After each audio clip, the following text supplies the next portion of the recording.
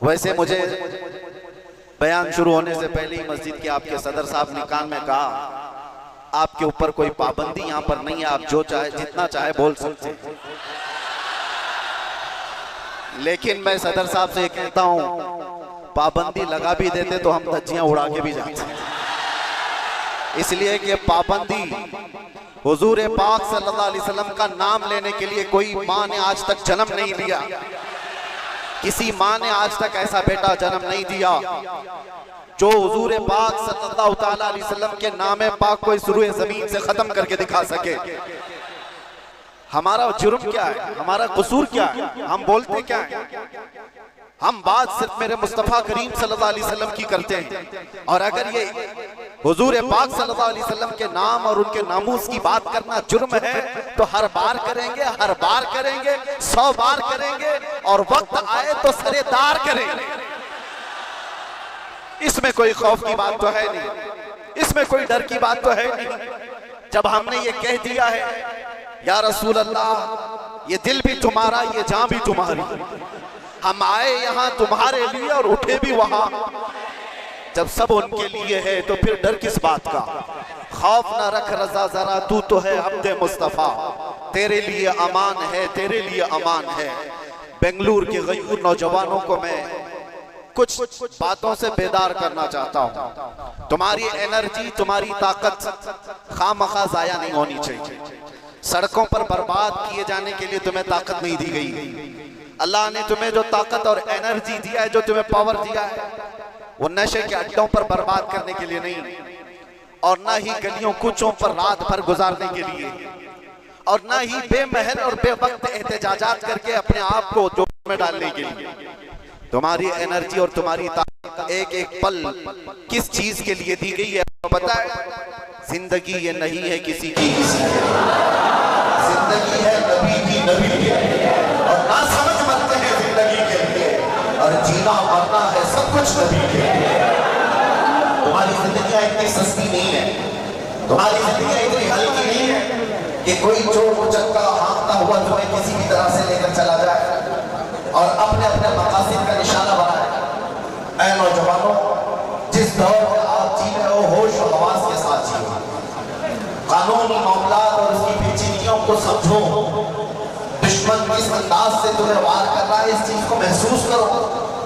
यकीनन मेरे आका सल्लल्लाहु ताला अलैहि वसल्लम की मोहब्बत और उनकी असमत एक ऐसी चीज है जिस पर मुसलमान कंप्रोमाइज नहीं करता, और ये दुश्मन को अच्छी तरह मालूम। हमें भड़काने के लिए, हमें आपे से बाहर करने के लिए, जानते हो वो कौन सी चीज का इस्तेमाल करते हैं? सिर्फ और सिर्फ मेरे नबी का नाम इस्तेमाल करते हैं। उनको पता ही है इसकी माँ की गाली से भी उतना नहीं भड़केगा, ये इसके बाप और इसके खानदान को कोसो तो भी नहीं भड़केगा, इसके घर को बिल्डोजर से तोड़ दो तो भी नहीं भड़कता। ये अगर बेकाबू होता है तो आमिना के लाल की इज्जत पर उंगली उठाने से। ये अच्छी तरह से दुश्मन को मालूम है, इसीलिए बार बार इस तार को छेड़ा जाता है। उन्हें छेड़ने दो, वो अपनी हैसियत के मुताबिक छेड़ करके समझ रहे हैं, लेकिन हकीकत में मेरे अजीजों मैंने महसूस किया इस कौम को अल्लाह हमेशा सलामत रखे। मैं कभी कभार रातों में बैठे फिक्र भी करता कि इन नौजवानों से मुस्तकबिल क्या होने वाला है, जो रात भर नशे के अड्डे में गुजारते हो, गाने सुन करके दिन भर बिस्तर पर सोए रहते हो। उम्मत मुस्लिमा का क्या होगा?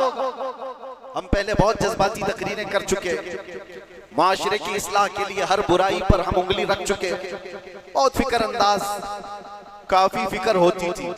लेकिन मैंने देखा ये वो नौजवान जो नशा में मेरे साथ जेल की कैद काटे हुए नौजवानों को भी जानता हूं, जो हर तरह का नशा करके आए हुए थे, एडिक्ट थे, और कोई 10 साल से, कोई 15 साल से, कोई 20 साल से, और सारी कड़ियां जोड़ करके मैं आकर के देखता हूं कौन है जो इन्हें नशा पर उभारता है, कौन इनकी गलियों में नशा बेचता है, कौन सप्लायर है, कौन उभारता है, कौन पहुंचाता है।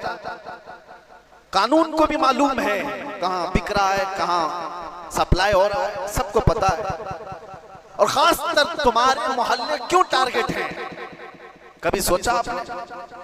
ये सिर्फ बेंगलुरु की बात नहीं, जाओ, मुंबई जाओ, कलकत्ता जाओ, दिल्ली जाओ, किसी भी, हैदराबाद, हर इलाके में मुसलमान क्राउडेड जो इलाके हैं, हमारी ज्यादा आबादी जहां पर, उन इलाकों को इन तमाम बुराइयों से घेर लिया गया है, नशा से। क्यों तुम टारगेट हो? वजह यही है मेरे अजीज, इसलिए कि दुनिया को खौफ दूसरी कौमों से नहीं, मोहम्मद अरबी के गुलामों से इतना डर है कि इसी दिन ये खड़ा हो गया तो दूसरों की नींद हराम कर देगा। पता है इसको इन तमाम खुराफात में मुलव्विस करके, नशा का आदी बना करके इसको सुला दो। ठीक है, इन्होंने कर लिया, किसी को 10 साल से, किसी को 20 साल से, किसी को 25 साल से नशा में मुब्तला करके रख दिया। हम भी डरे हुए थे कि ये नशा खोर नौजवान क्या करेंगे, मुस्तकबिल क्या होगा इनका। लेकिन मेरे अजीज, मैंने अभी माजी करीब में साल 2 साल में ये भी महसूस किया, नशा छोड़ना आसान भी नहीं है। जो एडिक्ट होता है वो जल्दी छोड़ता भी नहीं। अरे गुटखा नहीं छोड़ता तो वो दूसरी बातें कहां जल्दी छोड़े। लेकिन मैंने इलाज भी देखा, ये वो नौजवान 10 साल, 12 साल, 15 साल से नशा में एडिक्ट हैं, पूरी दुनिया ने इनको टारगेट कर कर करके नशा खिलाया और इनको 36 घंटे 48 घंटे सोने वाले नौजवान बनाया। मैंने देखा है 36 घंटे सोने वाले, और डर था हमें कि इनसे होगा क्या मुस्तकबिल। लेकिन मेरे अजीजों, हमारा ये अंदेशा, हमारा ये डर गलत निकला। दुनिया ने सब कुछ एड़ी चोटी का जोर लगा दिया इस नशा में मुब्तला कर कर कर करके कि इनको मफलूज कर दे, इनको पैरालाइज कर दे। लेकिन मैंने देखा, एक बार पुकारा आई ना मोहम्मद, उसके बाद फिर देखा वो नौजवान जो 20 साल से नशा में है, नाम मोहम्मद का नशा चढ़ गया है। मैंने पूछा वो पुराना नशा कहां चला गया? पुराना नशा जिसमें 36 घंटे सोता था, वो नशा कहां चला गया? मैंने उन नौजवानों को देखा, वो झूमते हुए कहते हैं वो नशा अलग है, ये उस मुस्तफा के नाम की मोहब्बत का नशा अलग है। मैं ये चाहता हूं मेरे अजीजों, आओ उस नाम पाक के नशे में, इससे बढ़कर के बेहतर खुमार कोई है नहीं। इसीलिए जो उस मोहब्बत के नशे को पी लिया, तब फिर वो गुनगुना करके यूं कहा था, कुछ ऐसा कर दे मेरे किरदिगार आंखों में, हमेशा नक्श रहे रूए यार आंखों में। उन्हें ना देखा तो किस काम की है ये आंखें, कि देखने की है सारी बहार आंखों में। आपको मैं उसी चीज की दावत देने के लिए आया हूं। नौजवानों, ये धड़कता दिल किसी लैला को देने के लिए नहीं है, एक ही दिल है। उस लैला को क्या दें जो हर 4 दिन के बाद मजनू बदल देती हो? उस लैला को क्या दें जो पैसे देख करके बदल जाती हो, मनसब देख करके घर बदल लेती हो?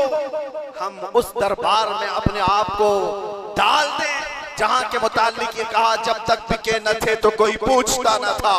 या रसूल अल्लाह, तुमने खरीद कर, सिर्फ अनमोल नहीं, बात यहीं तक नहीं है, जिसको रसूलुल्लाह ने खरीदा वो अबू बकर था तो सिद्दीक बनाया है, उमर था तो फारूक बनाया है, उस्मान था तो जुन्नूरैन बनाया, अली था तो हैदर कर्रार बनाया, बिलाल था तो फखरे आसमान बनाया है, अब्दुल्ला इब्न मसऊद को फखरे फिखा बनाया है। जो आया, जिस अंदाज से आया, मेरे मुस्तफा ने उतना नवाजा है। आज के दौर में हम देख रहे हैं, मुझे दुनिया क्यों पूछती है, मुझे दुनिया क्यों देखना चाहती है। यहाँ का मजमा भी मैं जानता हूँ, ये सुनने कम देखने ज्यादा आया हुआ है। सुनने के लिए तो यूट्यूब से सुन ही रहे, सारी तकरीरें पहुंच भी रहे, और ऑनलाइन अभी भी चल रहा होगा, घर बैठ के देख सकते हैं। लेकिन ये उमड़ता हुआ मजमा जो देखने के लिए आया है, वो इसलिए कि मेरे अजीजों, दुनिया को ये बता दें, दुनिया सेलिब्रिटीज को देखने के लिए कतार लगाती होगी, ये उम्मत ऐसी है, मुस्तफा के कैदी को देखने के लिए उमड़ आती है।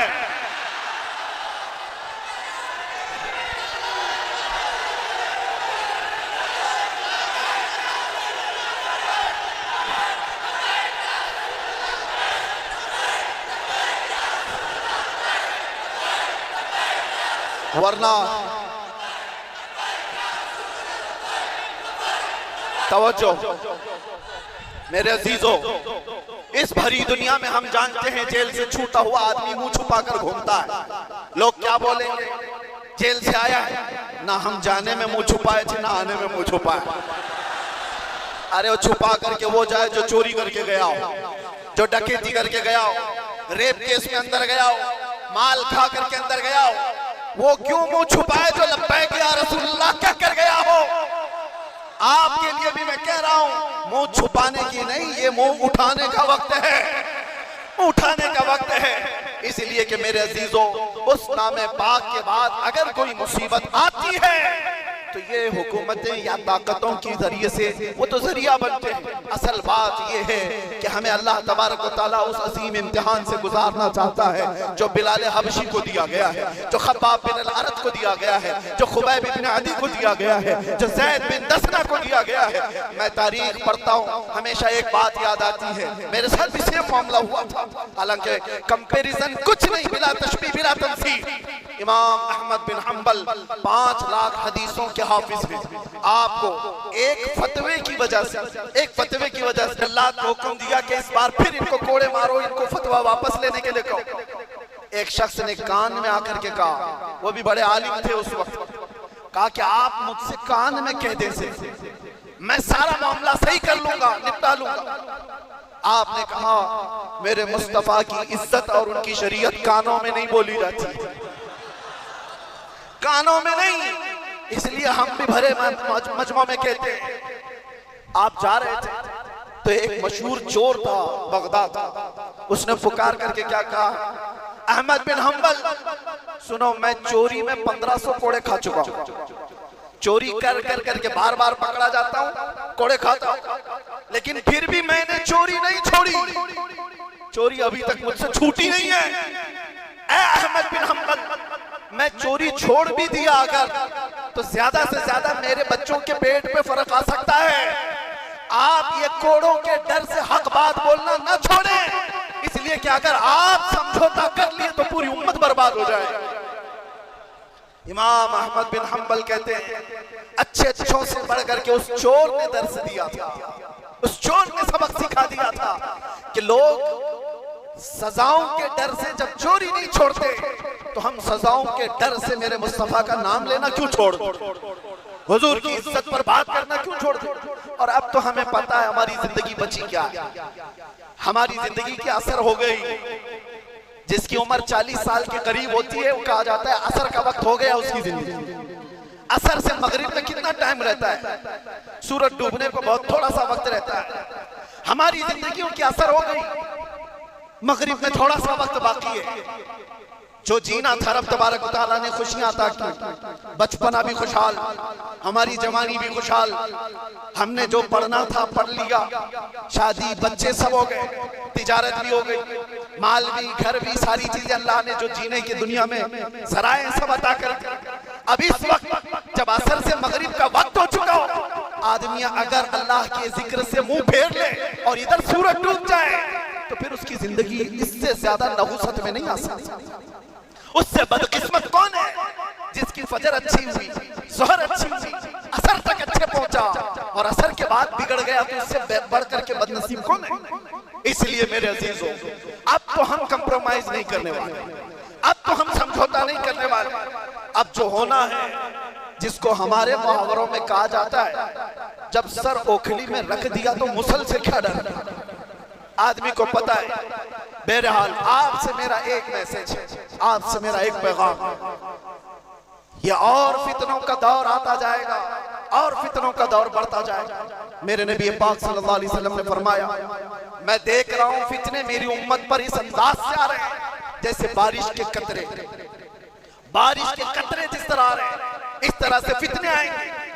तस्बीह का दाना यानी तस्बीह उसकी गांठ अगर टूट जाए तो दाने किस तरह से बिखर जाते हैं। हुजूर पाक फरमाते हैं उम्मत में फितने इसी तरह से होंगे, एक दाना पकड़ने जाओगे दूसरा सरक जाएगा, दूसरा पकड़ने जाओगे तीसरा निकल जाएगा। तुम एक फितने से निकल करके आ रहे होगे, दूसरा सामने होगा और तुम ये कहोगे इससे बड़ा फितना तो मैंने देखा ही नहीं। हर आने वाला दिन एक नया फितना लेकर के आएगा। इसी जमाने के मुतालिक मेरे मुस्तफा सल्लल्लाहु अलैहि वसल्लम ने फरमाया, तुम्हारा ईमान पर कायम रहना इतना मुश्किल हो जाएगा जितना हथेली में अंगारा लेकर खड़ा होना मुश्किल हो जाएगा।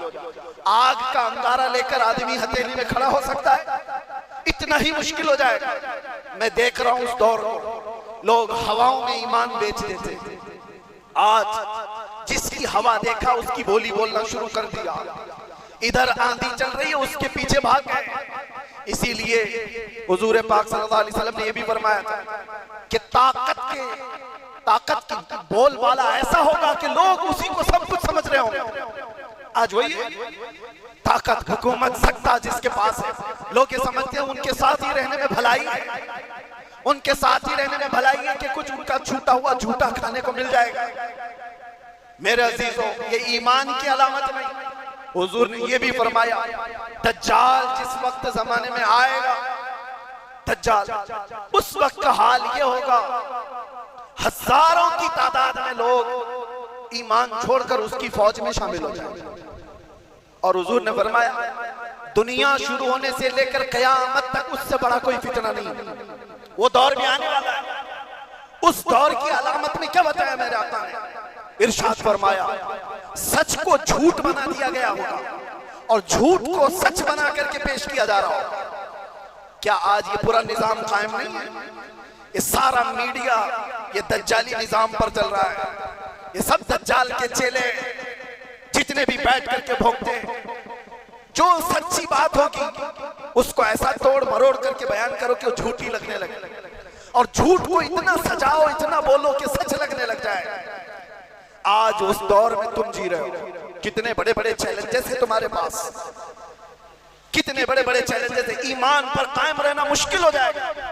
इन हालात में अब आला हजरत क्या फरमाते, इरशाद फरमाते, जब ऐसे हालात होंगे उसको कहा गया है सोना बन है, सोना जहर है, सोना पास है, सोना बन है, सोना जहर है, उठ प्यारे।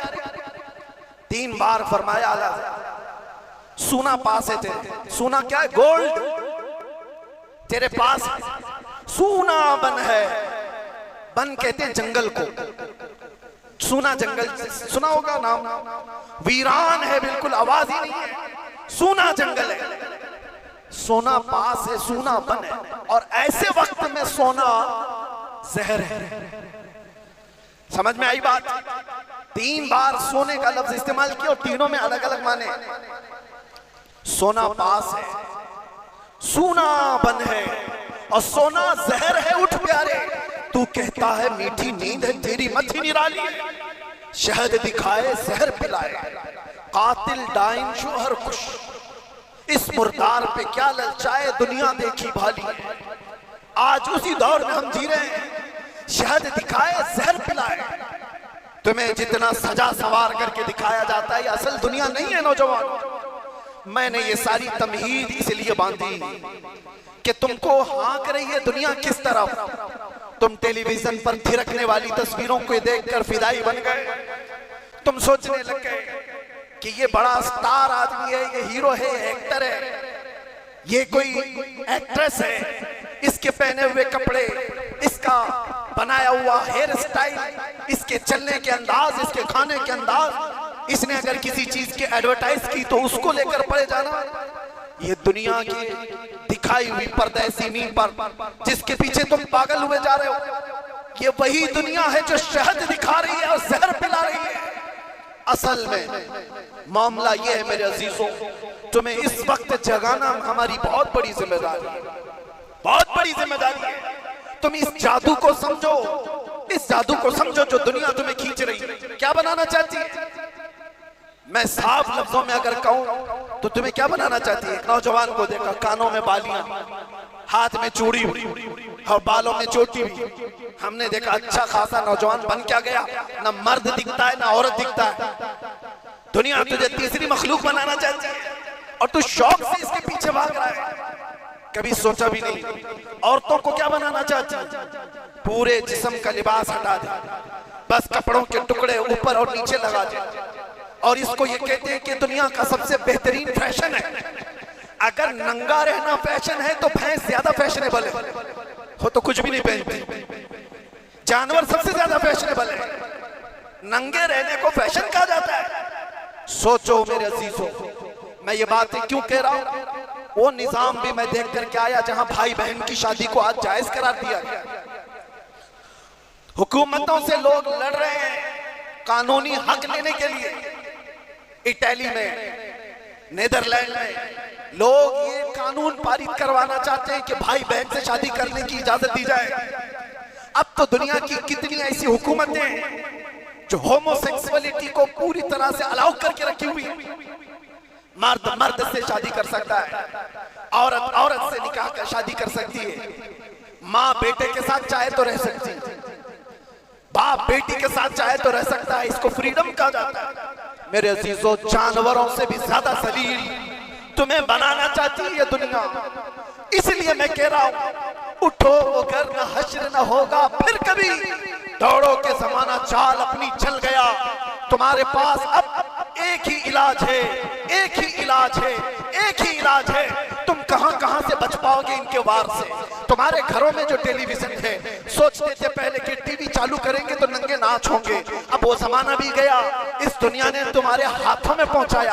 तुम्हारे हाथों में नहीं बल्कि तुम्हारी उंगलियों के एक टच में जितनी गंदी फाहिशा चीजें देखना हो सब देख सकते हो। तुम्हारी आंखों की हया खत्म, तुम्हारे दिल का सुरूर खत्म, तुम्हारे रूह का नूर खत्म, सब चीजें छीन ली गई। और तुम कहां कहां बच पाओगे, कहां कहां बच पाओगे, कैसे कैसे इन वारों से बच सकते हो। एक ही इलाज है, एक ही इलाज है जिसको इकबाल ने 10 साल अपनी मेहनत के बाद कहा था।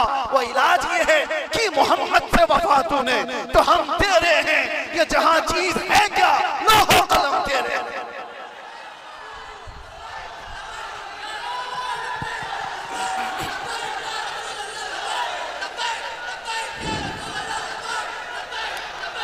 हर आफत, हर फितने से हिफाजत चाहते हो, एक साथ के पास आ जाओ।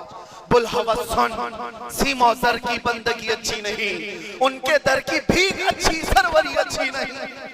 उस जमाने के जो सहाबा, मेरे अजीजों, अकल के बादशाह थे वो लोग, तिजारत के बड़े हुनरमंद लोग थे।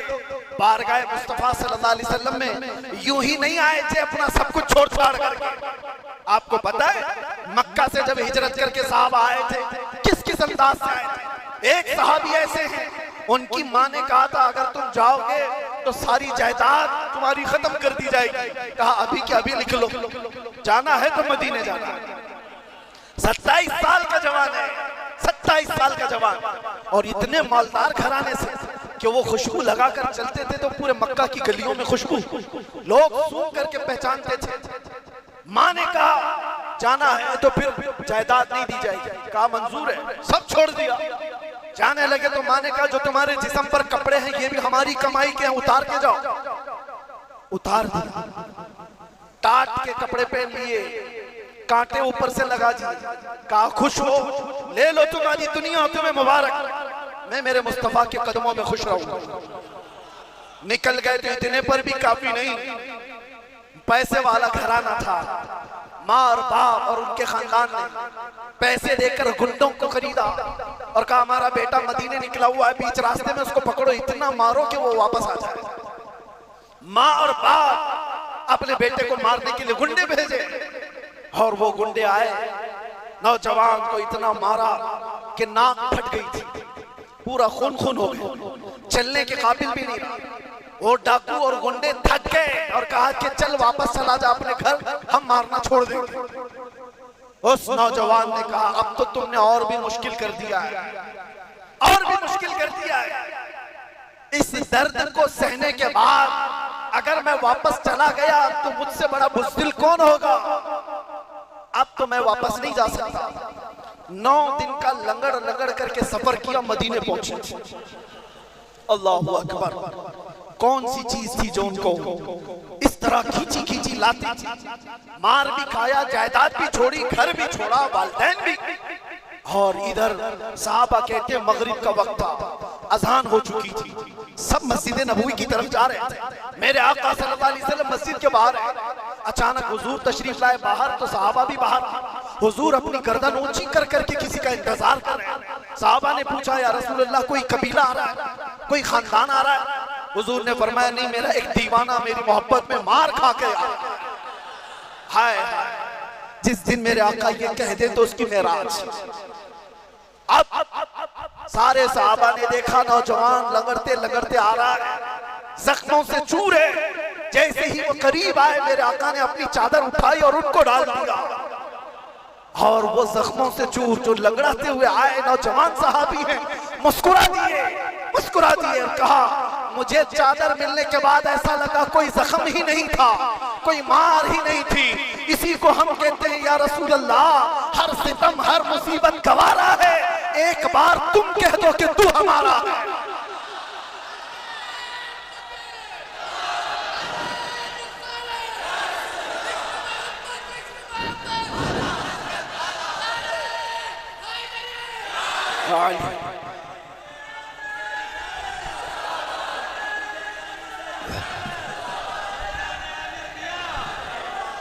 हर सितम हर मुसीबत गवारा है या रसूल अल्लाह, एक बार तुम कह दो कि तू हमारा।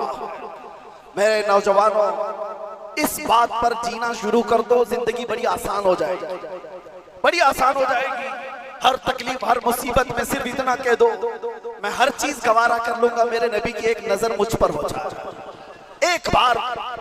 और सहाबा कहते हैं अल्लाहू अकबर। एक बात मैं आपको बताऊं, ये सहाबा जो इतना मार खाए, इतनी मुसीबतें उठाई, उनसे पूछा यार आपने तो दीन के रास्ते में बड़ी कुर्बानियां, आपकी तो कुर्बानियां बहुत है।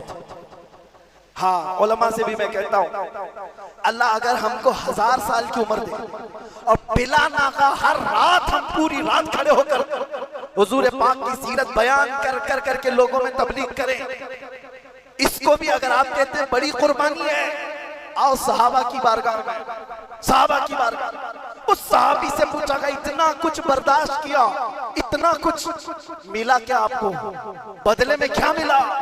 अल्लाहू अकबर। इश्क वालों का जवाब सोचिए, सुनिए। वो कहते हैं कौन है जो ये कह रहा है कि मैं बहुत मुसीबतें उठाई? अरे ये तो कुछ भी नहीं, हमारे सारे अमाल बहुत छोटे हैं उनकी एक मुस्कुराहट पर, उनकी एक मुस्कुराहट पर सारी दुनिया से बढ़कर के कीमती है उनकी एक निगाह, उनकी एक नजर। मोहब्बत का तकाजा ये है मेरे अज़ीज़, मोहब्बत का तकाजा। अपनी सारी मेहनतों को छोटी समझो और अपने नबी की एक नजर को बहुत बड़ा समझो। अगर वो एक बार मुस्कुरा दे तो ये बहुत बड़ी दौलत है। तुम पूछते हो क्या दिया, क्या दिया, कितना मिला, ये मत पूछो, एक नजर भी हो जाए तो बहुत बड़ी है, जिसके इंतजार में जिब्राइल अपनी पेशानी तलवों पर लगाते हैं और जो मलाइका एक बार आ जाए तो कयामत तक हाजिरी नहीं मिलती। उस नबी पाक की एक नजर तुम पर पड़ जाए तो क्या कहने मेरे से। इसको आप हल्के में लेते हो, इसको हल्के में समझते हो। हाँ, आपको मैं बेदार करके जाना चाहता हूं, मिलेगा, जरूर मिलेगा। आप अगर मुसीबतें उठाओगे, कुछ चीजें छोड़ने के लिए मुसीबतें उठानी पड़ती। नशा छोड़ो, ये आवारागर्दी छोड़ो, दुनिया ताना मारेगी, क्या हो गया तुझे, सुबह से शाम तक टोपी में दिख रहा है, मुल्ला दिख रहा है, हर ताने बर्दाश्त करो, इसलिए कि इज्जत और जिल्लत इन छिछोरों के हाथ में नहीं है। ये कीड़े मकोड़े मौसम के हैं, आएंगे और चले जाएंगे। तुम्हें सजा और जजा देने वाली जात अल्लाह की। तुम्हें मुंह दिखाना है तो इन कीड़ों को नहीं, कब्र में मेरे मुस्तफा को दिखाना। ये कोसते हैं, ये ताना मारते हैं और इसकी वजह से तुमने अपने आप को बदल लिया। कल को कब्र में जाओगे, मेरे नबी से सामना होगा तो क्या कहोगे? ये कहोगे कि हुजूर मुझे लोग गालियां देते थे इसलिए मैंने दाढ़ी छिला दी, लोग मुझे कोसते थे, बुरा कहते थे इसलिए मैंने सब मिटा दिया। बुजुर्गों ने फरमाया कब्र में हुजूर पाक सल्लल्लाहु अलैहि वसल्लम ऐसे बंदे से अपना चेहरा फेर लेते और फरमाते खबरदार मेरी तरफ मत देखना, इसलिए कि दुनिया में जब तुझे मेरी शक्ल पसंद नहीं थी तो यहाँ क्यों देख रहा? क्या कहोगे? हकीकत में कह रहा हूँ, हुजूर को मोहब्बत के साथ याद करना अपनी जगह पर, लेकिन अमली जिंदगी में उतर करके दिखाना ये बहुत बड़ा चैलेंज। और जब ये चैलेंज आप एक्सेप्ट करोगे, कबूल करोगे, आज ही से शुरू करेंगे इंशाअल्लाह। हर गली कूचे जिस तरह से तुम लब्बैक या रसूल अल्लाह का नारा हर जगह पर जो गूंज रहा है और पुकार पुकार करके कहते हो, डरते हो किसी से? डरते हो? नहीं डरते, इसलिए कि बोलना ही तो है, बोलना ही तो है जुबान से, डरना क्या है? लेकिन मैं आपसे कहता हूं इसका मतलब भी समझो, मतलब भी समझो। लब्बैक या रसूल अल्लाह का मतलब है ऐ अल्लाह के रसूल मैं हाजिर हूं। किस तरह से हाजिर हो?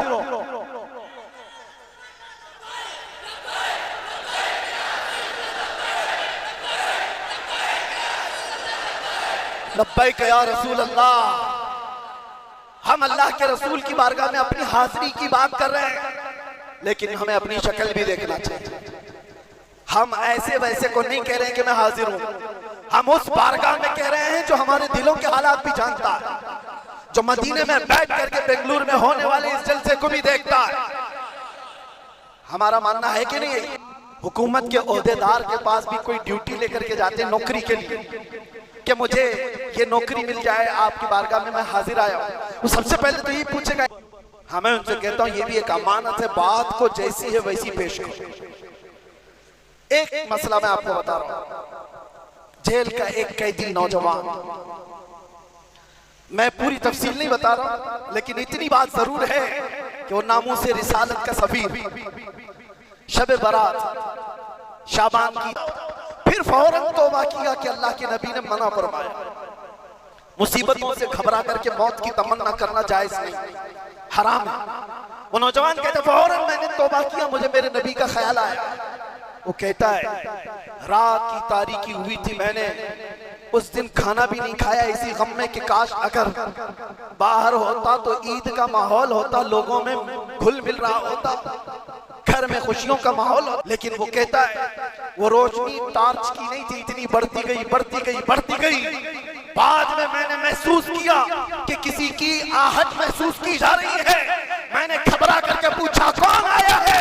आने वाले ने कहा ना मोहम्मदुर रसूलुल्लाह।